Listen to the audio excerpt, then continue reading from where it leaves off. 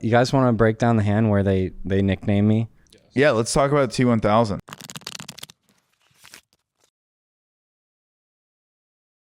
And we're back. We decided yesterday, or 2 days ago, out on the golf course that we we're going to be more high energy. Yeah, we're going to come in strong. So we've decided that we're coming in fucking hot Joe today. Begley, come on down. Yeah, dude, come on down to our podcast. We have a super high energy podcast. I'm drinking an energy drink.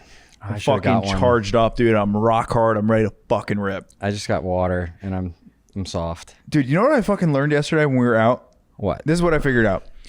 That golf, we suck at golf? That we suck at golf, but how fucking hard getting good at golf is, right? That's what I was telling you. Because this is what's crazy. I played tennis this morning, right? Yeah. I woke up at 9:30. I went to the court at 10 and I left at 11:15. And then I was back home at 11:30.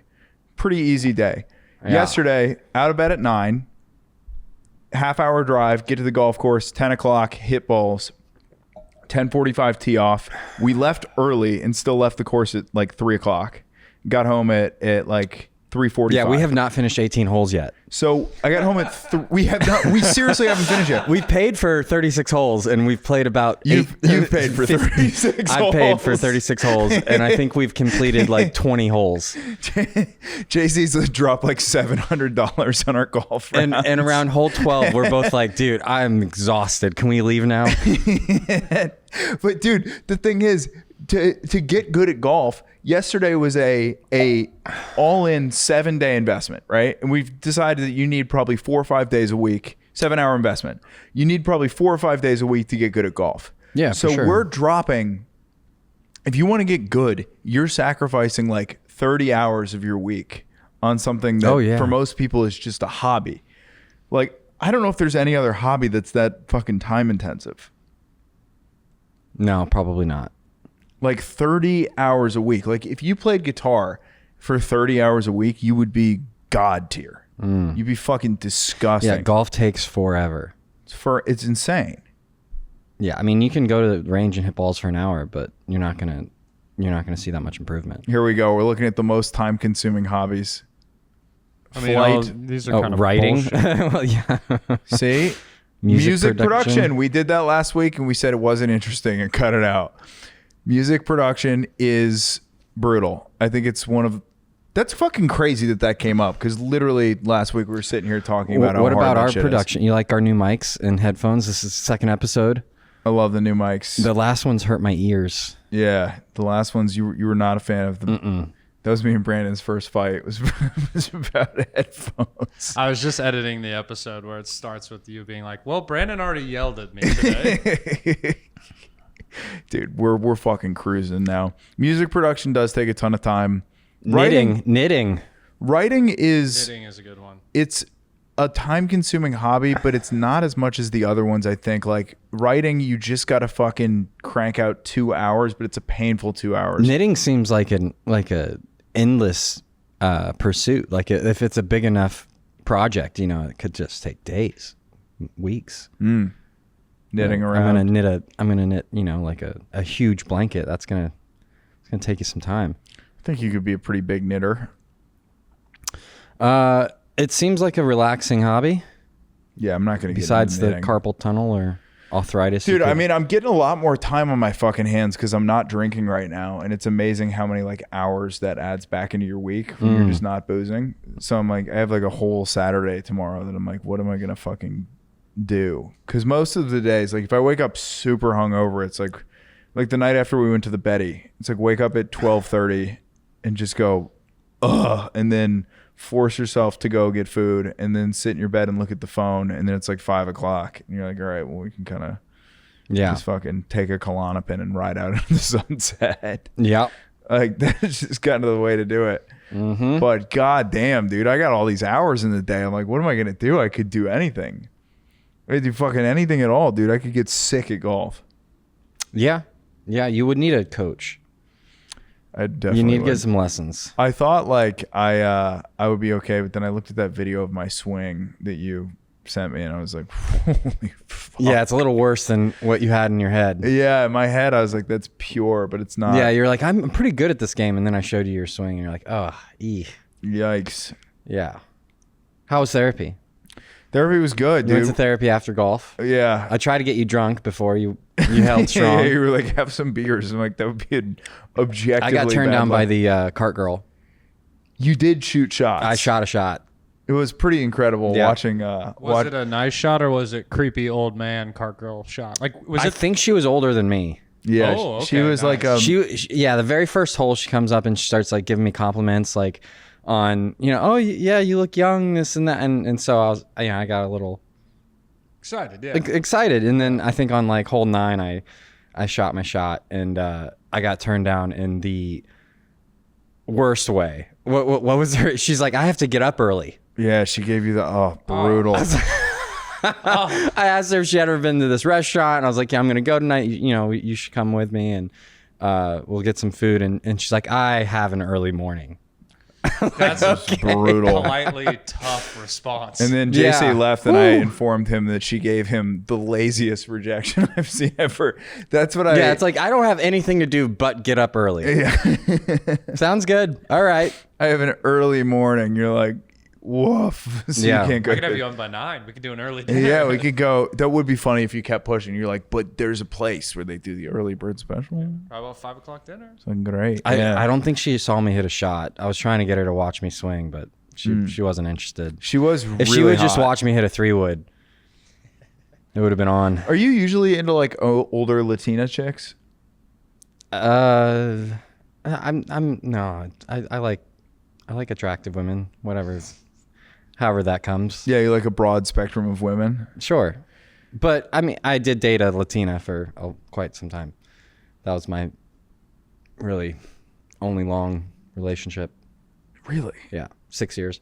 Dude, yeah, it was that fucking line. I got to get up early. Was that I'm pretty sure I've said that. That's my line if I hook up with a girl and I'm like, I kind of don't want to have a sleepover. You know what I mean? Like I want. You want her to get the fuck out of your place. Yeah, and I'm like, I have Such an early morning. so much to do tomorrow. Yeah. And she's like, we'll throw this one up top. We'll switch it up. Yeah, I got that line before any physical contact. So it's just like, how bad is that? It was like kind of inspiring though, watching you just fucking go for it. Cause dude, the thing is like, I don't know, man. My friend Zach Lord used to have this great joke. One of my favorite bits. He used to have a bit about how bad his one night stand etiquette was. That like he'd meet girls at the bar on a one night stand and then just like sleep over because he didn't. He just wanted to Yeah, hang out. She's like, yeah, I gotta get up early. He's like, that's great. Do you have an extra toothbrush?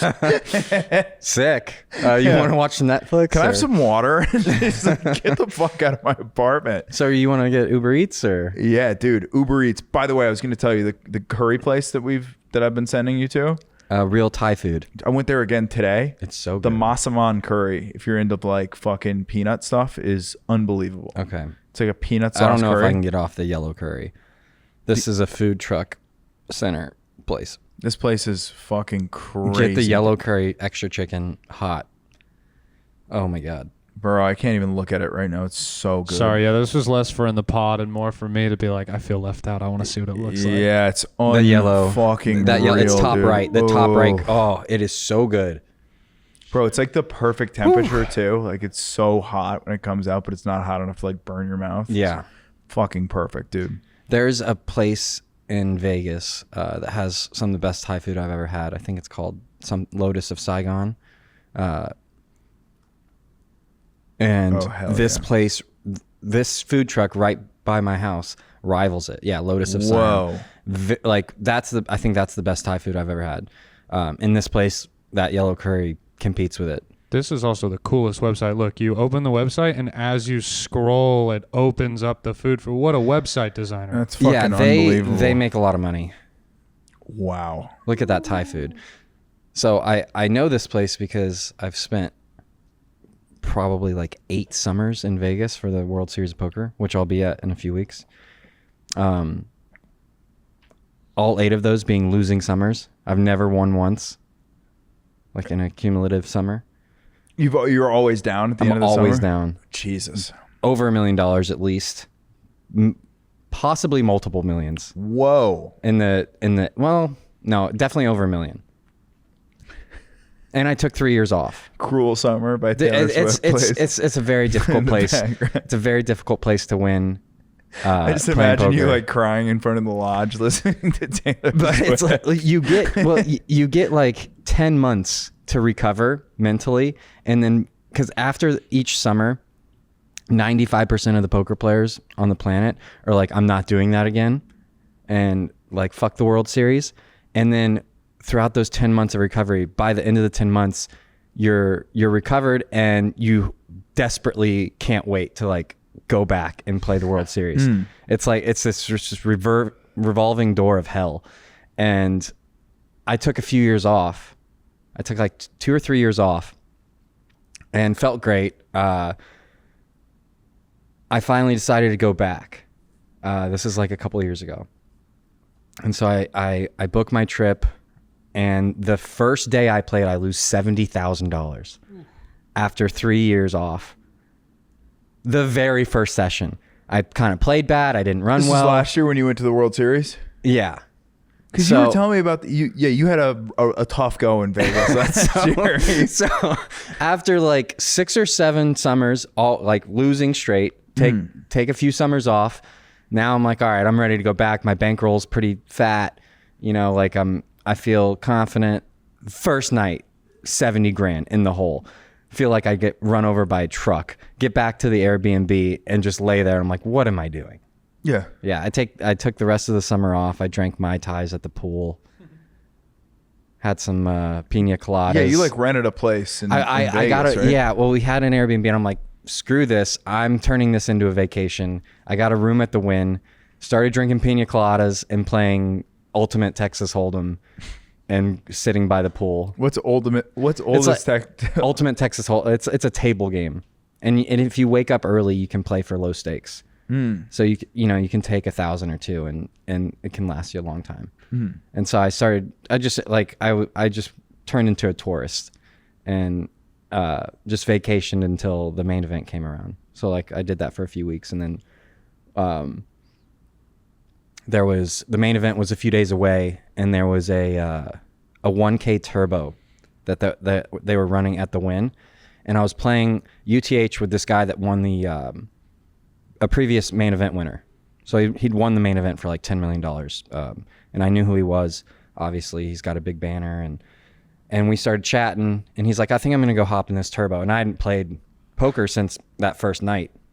And I was like, all right, that sounds fun. I'll do it. So I hop in the turbo. I win the tournament. Whoa. For 20 grand. I'm like, oh, sweet. That's a nice little come up. So what's it? A turbo tournament is like a little mini tournament? No, it's just a real poker tournament, but they have very short blinds. So instead of like 30-minute or 40-minute blind levels, the blind levels go up every 15 minutes. Whoa. So it's fast pace. So the tournament ends in one night instead of multiple days. So it's just a turbo structure. And you won. Yeah, we got to the final table, and then like down to like 7 or 8 players, and we're all like, hey, you guys want to chop it up? Because we can all get like third place money if we just chop it up. So we chopped it up, and I got $20K. Fuck, that's fucking great. Yeah, it was nice. And then I played the main event and had my furthest run in the main. I busted on day 4, like 4 or 5 away from the money. So I basically bubbled the main. So 4 or 5 places away. Yeah. Like, what do you? 4 or 5 people away from the money. That's fucking On day crazy. There's 4. like thousands of players in the tournament, right? Yeah, that last year's main had over 10,000, I think. So that's like unbelievably close. Like if you'd like, is that what, like 3 hands if you'd stuck around just like for another possibly minute? Like it's literally a matter of like within 30 minutes they were in the money. Wow, holy shit! Like I was right there. Oh my god! But I mean, I wasn't there to just min cash. Yeah, but that's still like a huge accomplishment to get in the money at the World Series of Poker, right? Some guys make it every year. There's so much variance in that tournament. There's so many landmines that you have to get through. Matty, my good friend, he's a World Series of Poker bracelet winner, has like 2 second places, has played the main event 14 times and has never cashed. Crazy. So like an accomplished, incredible poker player has never cashed and made day 2 maybe once or twice. Well, that's just the variance is so severe that you could just get stomped out by some fucking rookie that doesn't really know what they're doing. Well, you just get coolered or. So when you say you made it 4 days, right? How many is that? Like, how many tables are you getting through at that point? I mean, we were down to 1,100 players or something. I think the tournament started with 10 or 11,000. Okay, so like one out of every 10. What's the numbers for the 2024 main event? Field size.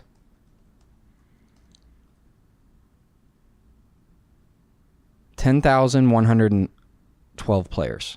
The largest ever. It was the largest main ever. 10,100 players. That's fucking crazy. And then what place do you have to get in the money?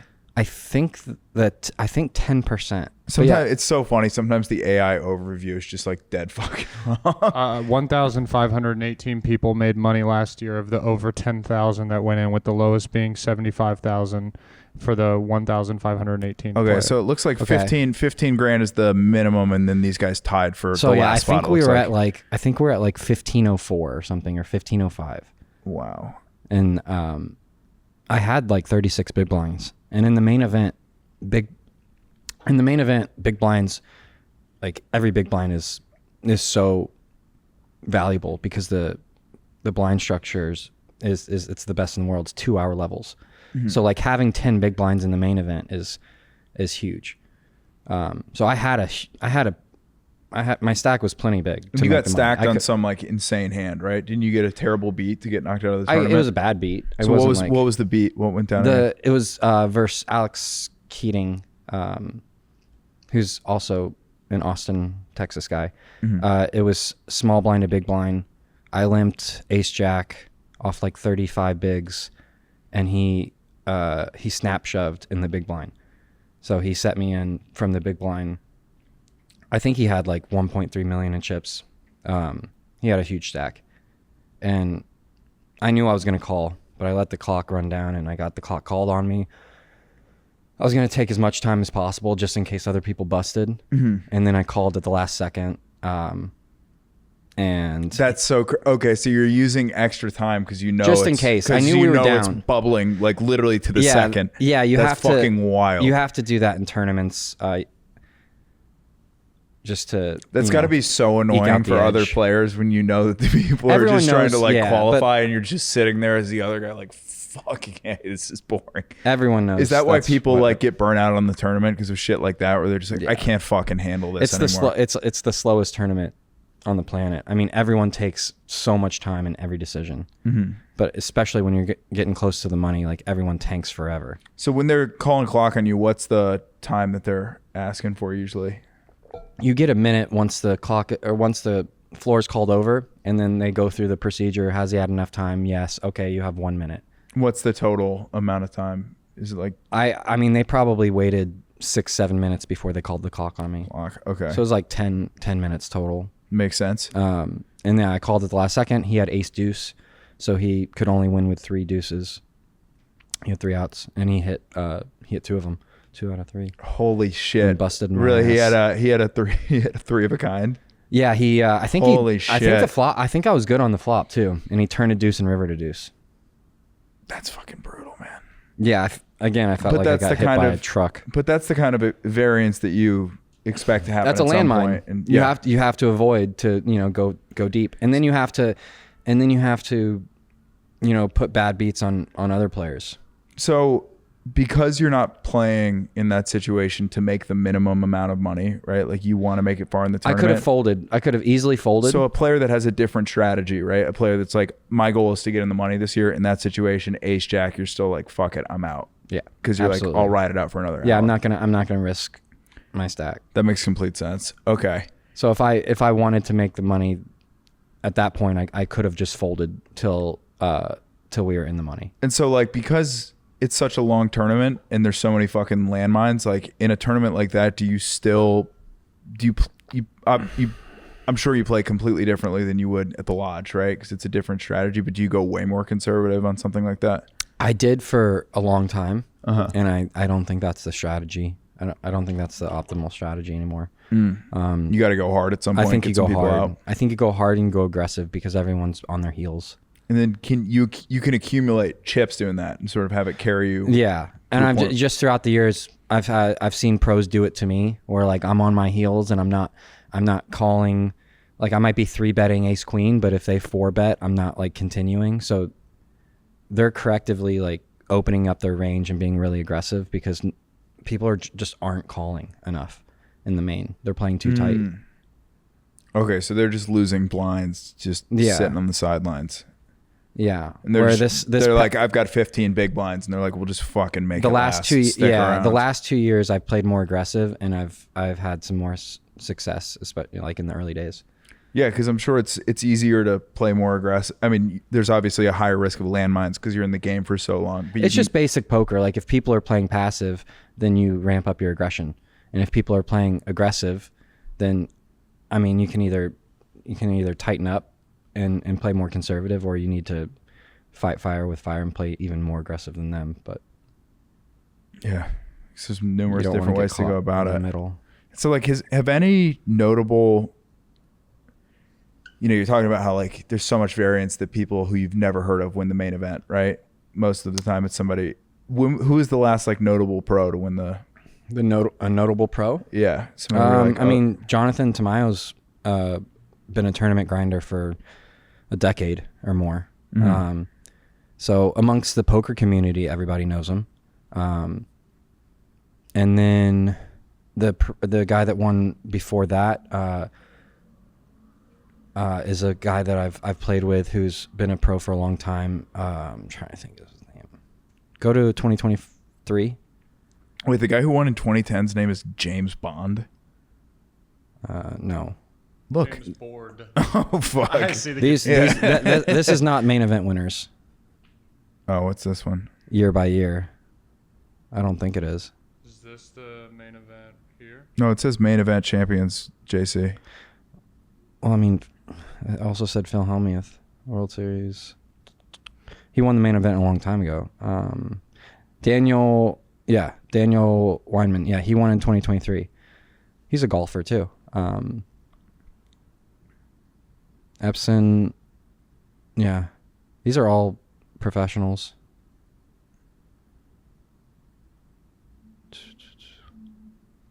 I think 2020 was a weird year. I think that was COVID, and the field size was smaller, and it was Yeah, what? Look it at was the, strange. It was I didn't even watch 2020 main event. Oh yeah, because Brandon, it'll show you how many this entrants. middle number is the entrance for those watching. Wow. Yeah, it was like tiny. So it's almost 10% of the size of what it was this year. It's crazy. That's pretty nuts. Quay, I don't think Quay was a pro in 2016, and then I mean the most infamous or famous non-pro would be Moneymaker and Jamie Gold to win the main. Those guys were, it was like winning the lottery. For Yeah. them. Just all the stars aligned. What, they became super famous because they won the Chris J- Moneymaker. I remember playing the Chris Jerry Yang Moneymaker. too. Jerry Yang. I would say like those three would be like the lowest on the. This is the so skill obscure, ranking but I remember to in win the main. early 2000s playing this game on the computer. Can you look up Chris Moneymaker poker computer game? This is what I. Jamie Gold's a interesting. Do you story. remember? Have you ever heard about this game? No. Look at this. This is. I used to have this on PC. Look at this. My parents bought me this when I was like 10. Oh Jesus Christ! I've talked with people that were in the main event. Jamie Gold's year, and everyone I've talked to that was there or played at the table with him or watched the run said that they've never. And these guys have been pros for a long time, decades. They said they've never seen someone hold the deck like Jamie Gold did that year. Like every single hand, the deck just hit him over and over and over for a week straight. He just always had it. And if he didn't have it, they would fold. It was just like the perfect run. Just fucking crushed Just sun running for 7 days straight. had all the chips the whole time. Brandon, did you grow up watching the World Series of Poker too? Is that like a big thing in your house? No, I didn't watch it, but I went to Vegas 4 to 5 times a year because my mom would play in like high stakes poker things. I didn't know this till like a couple weeks ago, but I just thought we went to Vegas. But my mom would play. They'd invite her back because she'd spend a lot of money. So she'd be in like the Sunset Station Poker Championship every year, which is like out in Henderson, and we'd go to Vegas. So grew up playing poker. Like I was like 8. My mom was like, "You're gonna learn all the poker hands." So. Oh, fuck yeah, dude. Never watched it, though, till recently. It's kind of crazy. I was like putting this... I was obsessed with poker as a kid. By the way, this is totally random tangent, but I was watching The Sopranos at lunch today, right? Yeah. And T1000, Terminator 2, right? You know he's a character in The Sopranos? Robert Patrick? Robert Patrick. He has a cameo? Or? He plays that gym teacher that Tony... Okay, so... He sort of gets introduced. It's so weird today. The episode that I'm watching at lunch, the Terminator T1000 gets introduced in this poker game, and they play. Yes, I've seen this episode. Dude, so they play. He's the fish. He's the fish. He's the fish. 45 boxes of ziti. So he's like owns a local sporting goods store. Is that $45K? 45 grand. Tony loans him 45 grand. Yeah. And then basically ends up having to like beat him up. He's a degen. Yeah, he's a degenerate gambler. He's a degenerate gambler. Loses all the money. Owes a bunch to the mob, basically. Yeah. It's funny you brought that up because I put together a game where AJ Soprano came and played. Whoa. I think his name's Robert. Yeah. Yeah, and the place that we played at had had an animal, and he's highly allergic to animals. So he was crushing in the game, but he had to leave. He was like having a severe reaction to. Whoa. He can't be around pets. That sucks. Yeah.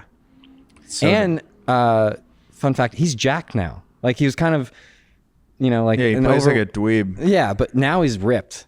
He like works out every day, eats perfect. He's also in the new Tom Segura show. Bad Thoughts? Yeah. Yeah. Yeah, he has a bunch. I don't know if it's multiple episodes. I saw one episode where he's in. Yeah, because he's got a show on the YMH network. He's fucking great, supposedly. But that was a cool experience. Like, I love The Sopranos, and I fucking love The Sopranos. yeah, very, very down to earth guy. He Cool seems guy. like the fucking man, dude. Robert Eiler, dude. Yeah. What the fuck is bro? Yeah, I've been obsessed with that show for so long. I'm on my 4th watch through right Seems now. like everyone's obsessed with that show. Yeah, it's I've never great. seen an episode. Whoa, come on, Never bro. seen an episode. I'm Don't watching The start. Wire for the first time right now. Yo, Don't so start. is Dean. You'll So get is Dean. hooked. Yeah. Well, the problem is the reason I probably will never watch The Sopranos is I know the ending. Everyone's already told me it. Yeah, the ending got out. The Yeah. ending doesn't spoil the show at all, though. Like, Okay. it just because it cuts to black. It's like the fate of like that character is not even given away by the ending. You know what I mean? You just kind of know what's going to happen. There's all the other side characters, I'm sure, and stuff too. Bro, It's- but yeah, it's just like I watched it knowing that was going to happen, and it was still watching that show for the first time was like one of the most incredible just experiences. I fucking love The Sopranos, dude. Yeah, there's certain shows that make it to like a certain criteria that once they make it to that level, it's hard not to, if you get into it, to not to love it. Like Game of Thrones, Breaking Bad, Sopranos. Yeah, so Game of Thrones is one where the ending does ruin the entire show. Where it's like I will not go back and watch it because I know how bad the last season is. I And rewatched it's disgusting. it like 6 months ago with a very open mind of being like, don't let, because I feel like we all do that. We let the media kind of like, if everyone doesn't like it, we don't like it type Yeah. thing. God, it fucking sucks, the ending. It Yeah, fucking so blows. bad. Yeah. There's nothing redeeming about it. It's actually worse the second time because you know it's coming. You load the gun and you're just sitting there waiting for it to shoot you in the face. You watch Yeah. 7 seasons, I would have 6.5 I of would have gold. rather Daenerys just win. Yeah. She already killed just let her win now and rule. Yeah. That was Dude, fucking that bad. whole thing derailed. I mean, bro, George R.R. Martin can't even write the last book, I think, because like working on that show fucked him up so bad. It like ruined whatever idea he had in his head for the 6th book. Just fucking tanked it. How long is it's dude? Can I I think it's 13 years. Yeah, Yeah, 13 years. Wow. 2010. Crazy. Well, dude, imagine like, do you ever, you know what it's got to be like writing that last book is, have you ever been to somebody's house, like a good friend's house, where they have a setup in their living room, right? Like you go into this kid's house, and then at some point in your childhood, their house gets remodeled, right? So you have like this room in their living room, and then at some point they do an addition. And so the living room's completely different, right? And you have all these memories from being at this person's house when you're a kid, but because at some point the living room got remodeled, your brain retrofits the memories and rewrites them with the addition on in the back, right? The new. Yeah. So your memories now take place in the space that didn't exist. Yeah. That when that was being written, right? Yeah. And so what's got to happen with George R.R. Martin, he probably had an idea of where the Winds of Winter was going to go. And then Game of Thrones season 5 comes out, and then they sort of let season 6 and 7 go wherever they want to go. And then his brain probably just watched it and went, wait, what the fuck is going on in my book?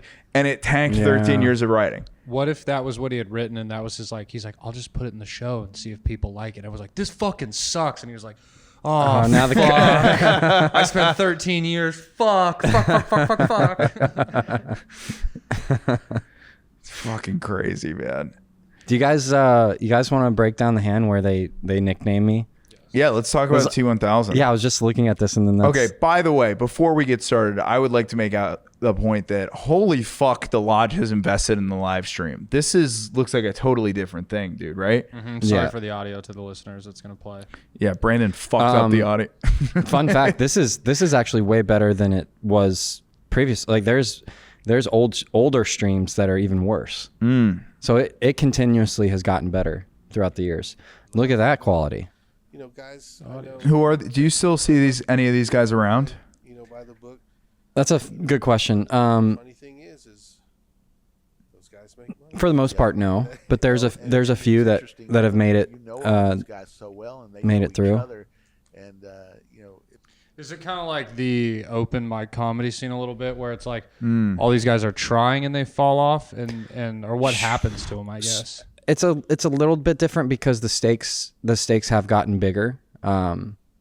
So the game's kind of changed. Whereas like in the beginning they had a lot of lower stakes streams. But yeah, so guys go broke and some, I guess the cream kind of rises over time, but Is it also like the Austin comedy scene where there was kind of this existing poker scene going on, and then all of a sudden the pandemic happened and 300 fucking smashers moved down here and a bunch of people just got phased out? a little bit of that too. So yeah, you have a lot of pros around the country and world like watching. They watched this and then they started coming here. So the competition got harder. It's really cool that they were able to build that up. Fuck yeah. All right, well, let's watch it. So this is like the middle of the hand. You got to rewind a little bit. Yeah, all right. Yeah, So give this us is a little fun. rundown. What's going down here? Okay, so I raised to 50 and Makes a funny comment. the raise. JC smiles. So wait, tell everybody that's listening what the cards are. What's So going on? I JC opened to 4 50 bets. with kings. We're playing 5-10, I believe. I opened to 50 with kings, and this guy to my left with the backwards hat min raises to 100. We already gotten into some pots. And he's got ace king offsuit. He's got 10s. Okay, So he's in seat 9 with 10s. We already played a few hands before this, and I believe I was extremely aggressive with some trash holdings. So I've kind of set the stage with this hand a little bit where he's kind of not believing. What's going? He's not picking up what you're putting down. Yeah, he's really not buying my story anymore. So this is kind of the perfect 500. spot. Okay, and then there's the guy. Somebody else has got ace king. That's John G. That's my John G. boy. John G. He's a legend. So we got a What a pot brewing. fucking scarf! If you're just listening, John G is wearing Boy. a Louis Vuitton scarf. That He escalated is- quickly. He's a gangster. I mean, that really got out of hand fast. JC has. Did they just Skull overlay Mike that Jones. I audio think in so. there? I think they had like a. I think they had a soundboard that they're just clicking. They're just clicking buttons. They just got Crazy some- we all knew that reference. Yeah. Give him some Curious to see Anchorman. what happens Brandon, here. you should fill up that Good soundboard board with a for bunch of tens, random good shit. board I for might kings, have. obviously. Okay, so JC fires out 600. Ray's going. I get min raise pre-flop. John calls. Nikki, I I just get to showed him 4-bet what to you 500. They both call. Flops 4-4 Number deuce. 2. That's a $500 Scott. I'm her number 2, Chester. Jesus. I lead. Oh, course, man. I Michelle see being number bet one. 600. They both Interesting call. here. John could easily get away with his big slick, but he wants to come along and play a big pot. Makes the call 600. So now there's 3,300 in the middle. 3.3 in the There middle. we go. An 8. 8 of spades here on the turn. Doesn't change much, really. JC 83% to win. See, they're calling me notice JC. that John G actually has a better chance.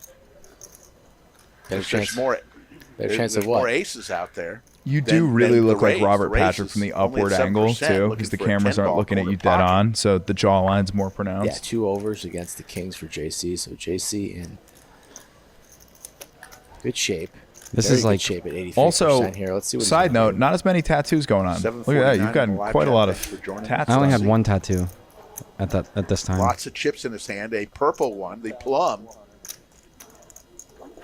JC. The background Makes it static is 1,400 unbelievable. On It's so as a producer, it's pissing me off. From, he said Louisville area. Yeah, he did mention Louisville. He's been watching the stream for a bunch of months. It's been running good in life, it seems. He gave us his story, so don't worry about him. He's doing okay, and he's in a tough decision. Oh, here there's your with a fucking So you boy, got pair of tens. There's your JC's mom. buddy on the left. What's going Driver. What's going Right, on? yeah, It's John funny. Driver, It's funny that fucking- JC's mom pops in. Hard to breathe at the moment. She Yeah, said. Me and JC's John in a Driver big got hand into a here. heated Big pot competition about a energy. lady a few weeks ago. Driver's a fucking man, Race though. here in the blender on the turn. So pretty much all that JC, therapies an can win here experienced with player's is if gotta they feel pretty flip another confident in his 4, holding. because then Knows he he's gets a full good here. house and beat you. No, he would Put the still chips lose. over the Wait, last pause for one. 1 sec. So, So if wait. he got because then you'd have trips for 10 I or, would an, have- You'd still 10 or have an it, ace yeah. will do him in. I would A have 10 or an ace. yeah. Okay.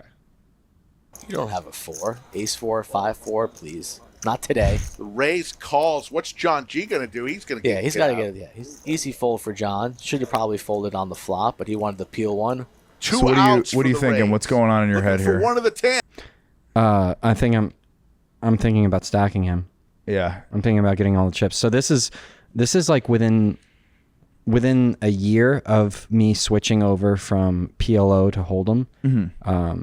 I'd played 5 or 6 years straight of PLO, and so I just started playing Hold'em again here. This is why like some of my sizings are like my turn sizing when I bet 1,400 is like a little small. Yeah. So now I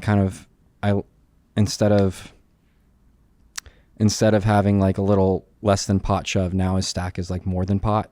But yeah, I'm just trying to get all the money in. Okay. So Oh wait. Oh yeah. Go ahead. Sorry. Does not come. Bam. There's a jack. You got it wrapped up. And Jack JC. doesn't help. The jack might cause Rays Yeah, could give him an out. to fold here. Maybe perhaps he just puts JC on a busted big slick, perhaps trying to bully him. Who knows? Action on JC. He hasn't put more money into the pot yet, but I imagine he will.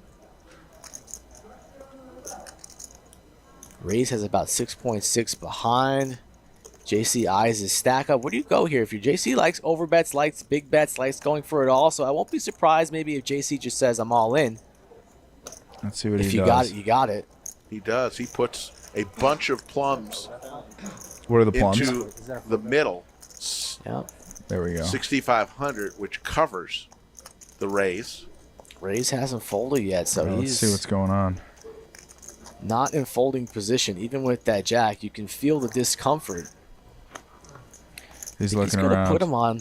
JC likes the no snap call. You I make this guarantee call that. with tens. It's you're like, oh, I'm putting you on big slick. I don't think you have it. My tens are good. Like, what else are you beating here? Losing to queens, kings, aces, pocket jacks, ace jack. Losing to so much. A random 4. Losing to so many hands. So it's either big slick. Barreling with ace king, man. Yeah, that's what he says. That's what he's talking to him. He says, ace king. JC says no. I wonder if this hand's going to make the forum. 2 + 2. You can just feel that the Rays wanted to go with this one from the flop. Has plenty of exit strategies here. But looks like he's going down that dark, dark road to Stackville where it's oh so dark. JC not looking at anything other than the table. There he is, the robot. Not laughing. Just tuned cold. everything out. The heat doesn't work in Stackville, and you're about to lose 6.6K, it feels like. Shit. JC just staring at the board. Kind of looks like the police officer from Terminator. Cold-blooded. He does. You could Good call. I was wondering who JC looked like. Yeah, you Pause could it. slice his neck. So there was like a little bit of a debate between Slick, Rick, and Skull about who nicknamed me. And so there's the proof, like, you know, Who was it? Skull Mike. Skull Mike, baby. He's like, he looks like the police officer. Police officer from Terminator. Cold-blooded. He does. You could Good call. I was wondering who JC looked like. Yeah, you could slice his neck off, but it would just kind of grow back. Oh my God. And he'd still be looking at the board, the flop. No, The other no, guy's Patrick- mind blown. Patrick, what's his name? Patrick. I don't know his full, I don't What know the was the actual character's actor. name? Look it Nick up. from Easy. Yuma would You can know. find it The easily. T1000. Yeah, there it That's his is. name. It's got to be. yeah. Come on. I think it's time to retire, JC. Yeah. T1000. Yeah, just call him the T1000 here. All in on the turn. We found the hand. found That's it. so That is crazy. mine all in on the turn. We're on the river, and all the chips are in. Rays has not folded. He makes the call. That's it. Lights out. Kings are good, and JC will say thank you very much. 9. Hell yeah, dude. Stacked his ass. Got him. Well, I mean, I might have called with the 10s there too, especially if you go back in this stream. I was fucking around pretty You're playing hard. like a fucking lunatic in there. Yeah, I bluffed him in a spot earlier with like 5 deuce offsuit. I was playing a lot of hands, so it's kind of a tough spot. But yeah, that's fun. That's funny that we found the actual hand where they went from calling me JC to T1000. Dude, hell yeah. And then look Look at at this modern quality. day. Yeah, modern the quality. day. Because you don't realize it. Because like when you're watching it, you're just like, yeah, all they did was just put like cameras in a fucking room. It looks fine. And then you're like, oh yeah, this took a lot of work. It's like a lot of effort. They've put a bunch of time, effort, money. Just even like the lighting, like you're so blown out in this because like the ISO's too high, and then everyone looks nice and crisp in here. The streams look great now.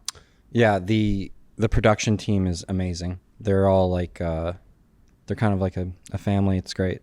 They're all friends of mine too. Yeah, good Good folks, people, dude. really good people, and they put a lot of effort into the stream. What's Let's this see hand? us. This is This is a hand that I found. This is you playing. I thought it was a pretty well played hand by Let's you. check it out, Curious dude. to hear you break it down and hear your thoughts on it. So this is 11 months ago. It says DJ Ace King versus T1000 Queen 9 is the hand. Shout out to the lodge. All right, Cinnabon's got Jack 9. Oh, I'm tatted. You go, when I take people from out of town, like this feels like Austin. Oh, okay. Yeah, it's That's really a fucking sick Tom Brady jersey that guy's wearing. Okay, so I open to 75 in the cutoff. I guess we're playing 5-10 quarter. The big blind 3 bets to 325. I snap. It's all pretty standard. We're super deep. Here we go. Whabam. Ooh. All right, so DJ's got Ace King of clubs, and then 2 clubs just came out. So why don't you tell him what's going on here? Yeah, this is a massive flop for both of us. More so DJ flopping the nut flush draw and 2 overs. But raising the cutoff and getting 3 bet from the big blind. The ranges still aren't like too defined. I can have a bunch of stuff, and so can he. So it's probably just gonna go bet call on the flop. You want to say what cards you guys got? He has ace king of clubs, and I have queen 9 of diamonds. And then so I it's flop top pair, and he flops nut flush draw, and then 2 the, overs. We're also playing the Nick game, and it looks like he has a button, so he's more likely to be bluffing. 6 of clubs, queen of clubs, and a 3 of spades on the table. Yeah. Here we go. Whabam. So he sees bets for a little more than half pot, it looks like. A little less than half pot. You're Yeah, looking at just that. about half pot. He's tanking. No, he's fucking Yeah, ready. it's just a 100% call. Pair of queens. Here we go. Wha-bam, A9. That is a beautiful card. So now if I was behind, I'm no longer behind. I'm now ahead of aces, kings, ace, queen, king, queen, queen, jack. All the queens that beat me are now behind because I have top 2. So, yeah, if I was behind, I just pulled ahead. And if he's bluffing, I'm just probably going to allow him to keep bluffing. So if he bets, I imagine depending on his sizing, I imagine I call or stick him in. 900. So Nut yeah, at this flush point, draw like I for really, DJ and 2 pair for T1000. I really need to be certain he's strong if I'm raising here. So you want to keep him in? Sure, you definitely don't want him to fold. Here But comes the boom from T1000. The board is really draw heavy, so yeah, it's super wet. But So I what do think you, by wet, you mean can there's a pause lot it. of hands that could be made out there that could beat you? By wet, you mean like, okay, there's like multiple flush draws and... Yeah, multiple flush draws, multiple straight draws. I think him having the nip button leans me towards just calling, because he's more likely to have like 3-barrel bluffs where he's just bluffing off his whole stack. Whereas if there was no nip button, I might consider raising more often and trying to get the rest of the money in. It also depends on how active this player is, right? Like if this guy hasn't played a lot of hands, let's say for the day, and he definitely hasn't bet twice, so like done 2 barrels, because a lot of people when they don't have a hand, they fire a continuation bet and then they give up on the turn because they don't have anything and they're tired of putting money in the pot. So if a player is playing on the tighter side and they bet the flop and then they bet the turn and you have a super strong hand, it's most likely they have a made hand that they're going to go with, so you can just stick the money in. So I don't really remember the table dynamics and the player dynamic of this pot, but I think I guess I'm putting him on a wide enough range where I want to keep him in, so I just call. Maybe not. I thought T1000 was going to bring the boom. Let's go to a river here. Wha-bam. Ooh, that ace is going to Now be that's just a setup. treacherous. That's I'm just gonna get all the chips on that river. Very helpful for you. This board is just absolutely perfect. T1000 I'm gonna get all the with money. check mark. Yeah, yeah. Yeah, let's do that. Let's see if we can drag those guys off the game. We might be able to. Might jump in that game. Yeah, yeah, no, I don't. If people don't want to go. Just a small bet here on the river. $300 into So we're trying not to show 31.25. too much strength. Actually, Oh no, we're sticking a stack in. Are you also though now thinking like he put in 1,000 the hand before, gets an ace and only puts in 300? Are you starting to be like, I don't think he has anything because of that? Or Well, no, this bet sizing on the river screams value. It screams like, just call me, like please call me, I have it. he's like begging, yeah. Yeah, he's trying. So it's called milking. He's trying to milk me. But yeah, like so if I just have like queen jack here, I hate this sizing. Yeah. Because this is like a clear milky bet. Like he has an a ace. hand that is going to beat a queen, is going to beat a 9, and he's just praying to get called. But since I have 2 pair, it's like it's just it's a clear shove. it's less. It's 275. So if I have like Very queen jack here, it's a really small bet it's here. so hard to fold, but it's a pretty sharp fold. But you're just getting he's laying such an See if amazing price to call. T1000 figures this out. Maybe that was a blocker bet, or maybe he's hoping. Here comes the boom. Here it is. Puts out 3 yellows out there. All in. I caught the river. Speak for all of DJ's chips if he makes the call. Get him. No, I think you bet really small.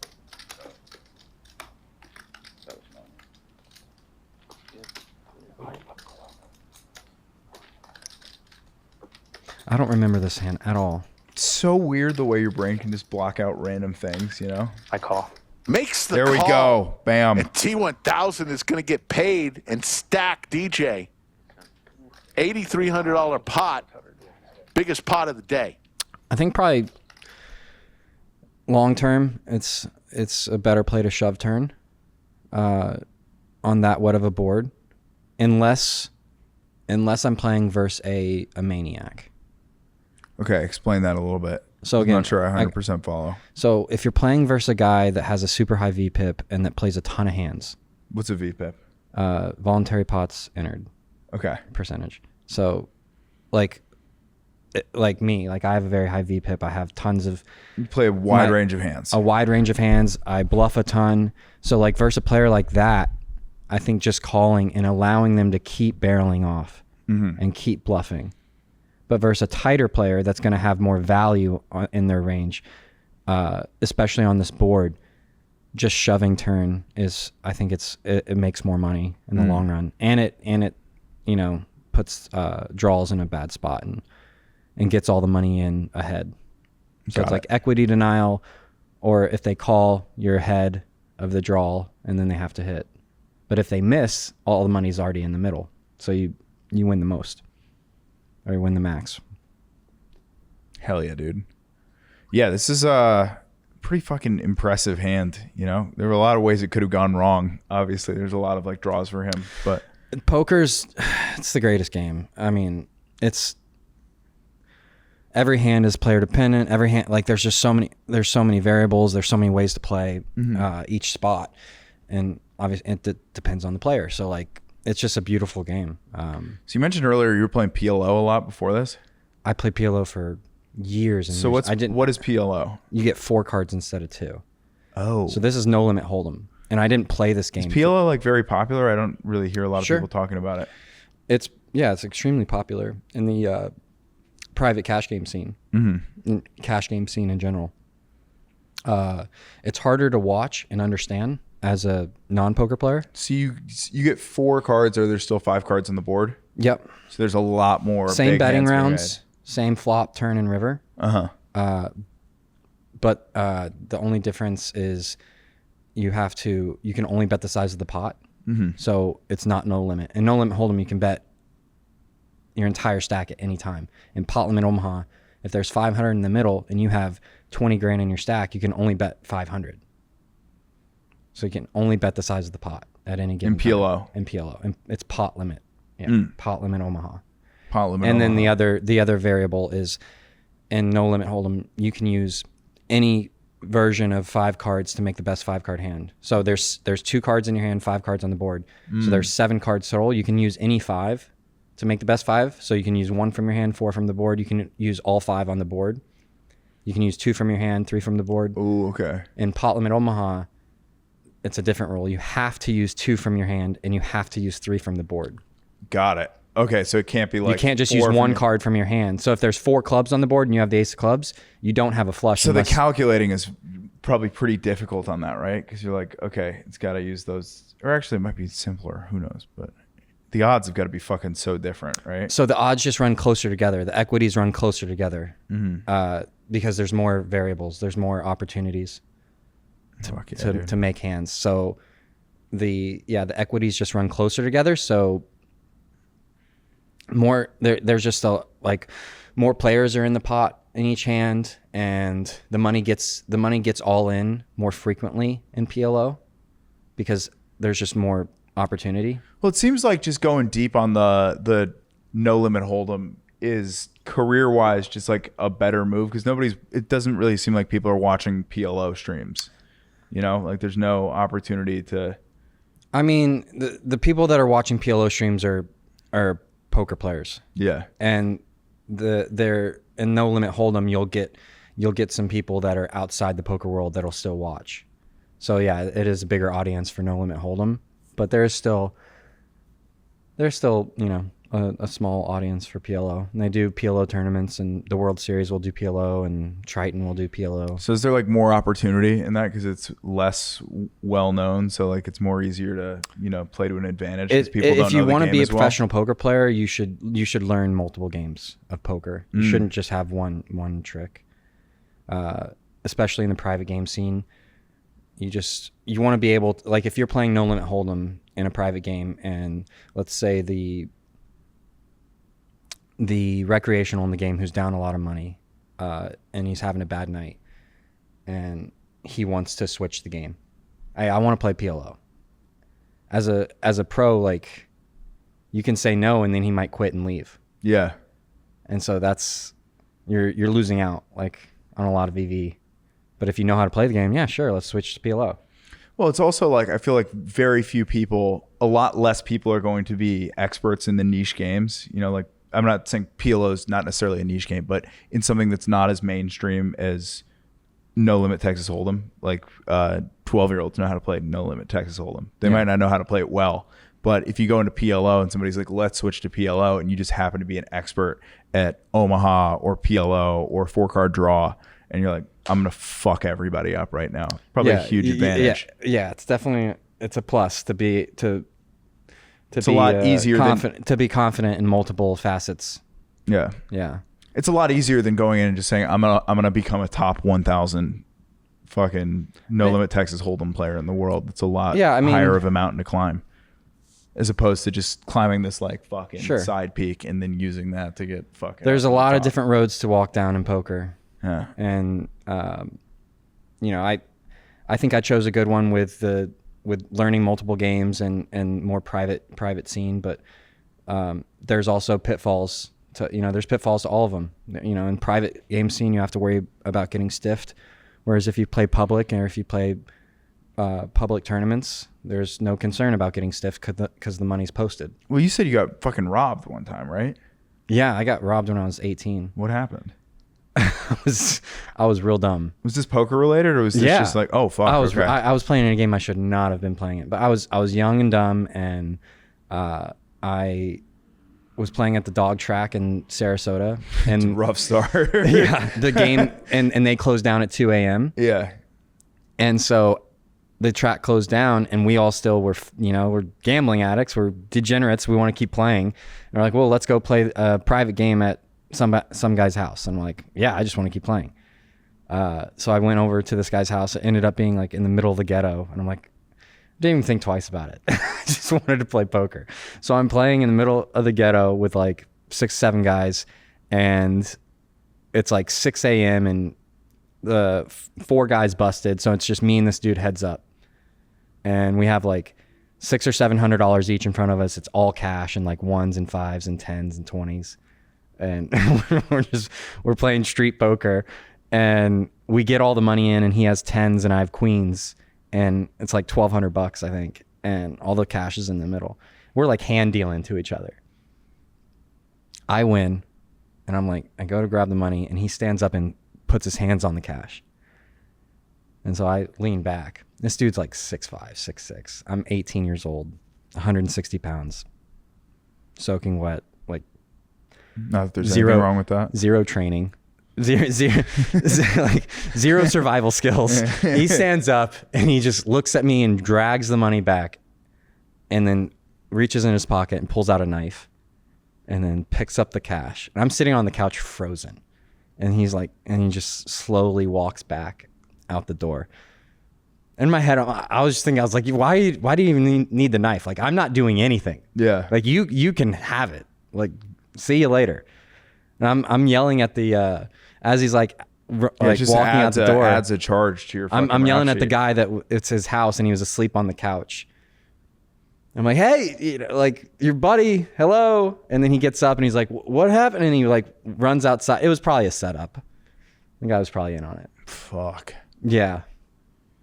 Jesus, it's like lots of lessons. It's like the poker scene in fucking in The Sopranos. We're down the line. That game we were just talking about gets robbed by the 2 dipshits. Yeah, a lot of people fucking die. That was my only robbery story. How much money did you lose? I think $600-700 or whatever. Fuck, man. At that time though, that's gotta be devastating. That's all the money I had. But Tough go. most poker players have, robbery stories, getting robbed or getting cheated or. Yeah. That was my only most one, comics do, surprisingly. I really got to pee. All right. Hey, I think we wrap it up, dude. Cool. Moral of the story, don't get robbed. Learn a lot of different types of poker. Watch Sopranos. Don't hit on cart girls either. They just want tips.